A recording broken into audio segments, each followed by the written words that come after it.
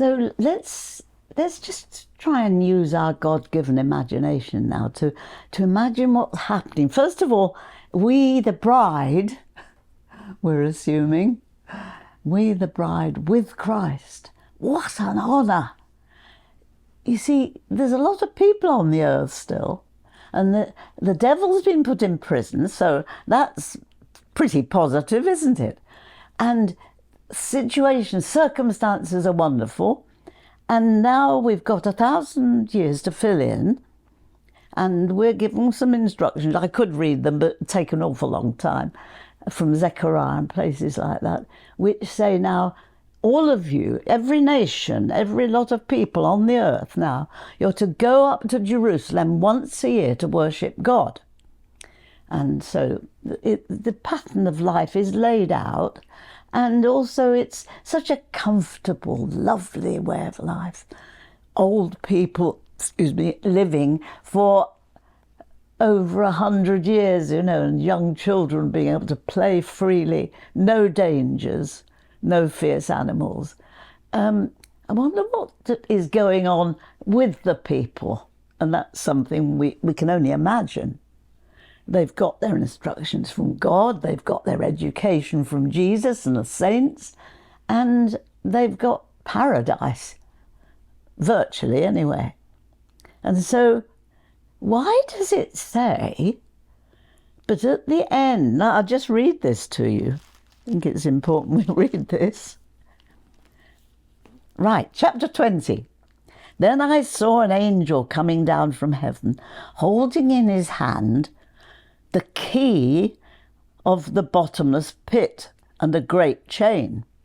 He seized the dragon, that ancient serpent who is the devil and Satan, bound him for 1,000 years, and threw him into the pit, and locked and sealed it over him, so that he would not deceive the nations any more until the 1,000 years were ended.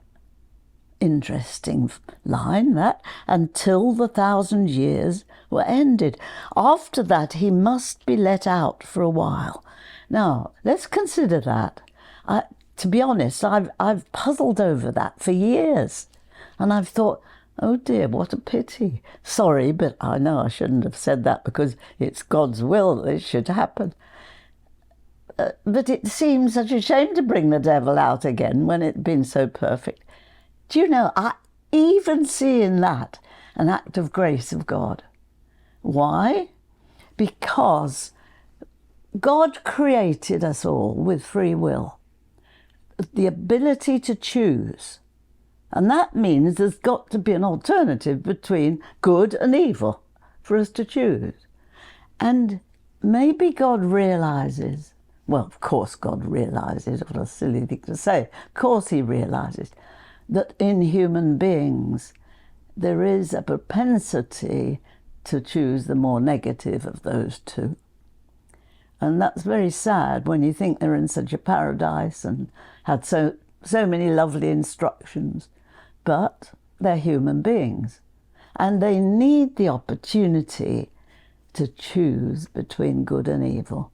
And that's God's act of grace to them. Yes, I will let you have the choice. You're not going to be forced into things. How wonderful of God to do that. And so he lets the devil out just to give them a choice. And so now they've got to choose between God and the devil. Isn't that an amazing thought? Well, I'm making that as a suggestion to you. And so we then move on in the chapter, and may I now just read you another few verses. Then I, John, saw thrones, and those seated on them were given authority to judge. I also saw the souls of those who had been beheaded for their testimony to Jesus and for the word of God. They had not worshipped the beast or its image, and had not received its mark on their foreheads or their hands. They came to life and reigned with Christ 1,000 years. There it is, spelled out. They're reigning with him.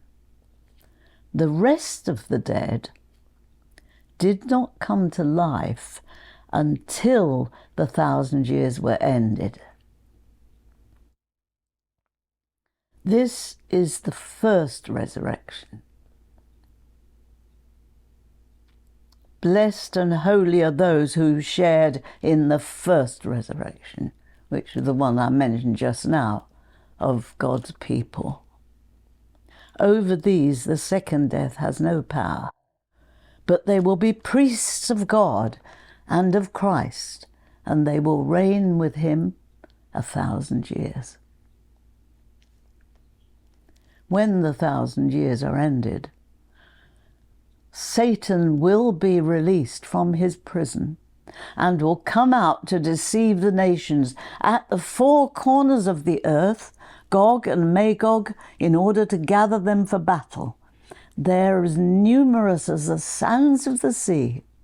They march up over the breadth of the earth and surrounded the camp of the saints and the beloved city, and fire came down from heaven and consumed them. And the devil who had deceived them was thrown into the lake of fire and sulfur, where the beast and the false prophet were, and there will be tormented day and night forever and ever. Then I saw a great white throne, and the one who sat on it. The earth and the heaven fled from his presence, and no place was found for him. And I saw the dead, great and small, standing before the throne. And books were opened. Also another book was opened, the book of life. Here we are going back in memory, right back to the chapter 4 of Revelation, where we see that scroll that only one person was worthy to open. That's my suggestion. And the sea gave up the dead that were in it. Death and Hades gave up the dead that were in them. And all were judged according to them and what they'd done. Then death and Hades were thrown into the lake of fire. This is the second death, the lake of fire. And anyone whose name was not found written in the book of life was thrown into the lake of fire. Well, pretty serious words. A very interesting chapter. 3 sections, really, aren't there? One is the devil being chained up and the saints reigning with Christ. The other was the judgment. And then the releasing, well, just before that, the releasing of the devil for the last time. And we see things in God's timing, in perfection, finishing. And let's not forget where we're going. That's where we're going. Let's talk about it to each other. We're going to a perfect world full of righteousness. Let's talk about it. And so at that point, that's covered briefly those 2 chapters. We've now got chapters 21 and 22. And I would like to suggest this.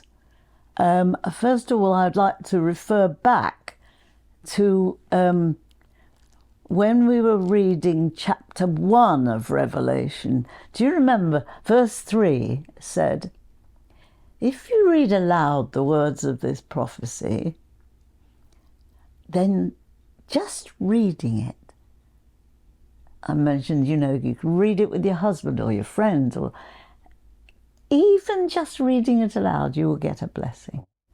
And so we're finishing with the same thought, that the last 2 chapters are so much the words of Jesus himself and the predictions he's making for the very last part of this history which is leading to the perfection of glory, whatever that may mean.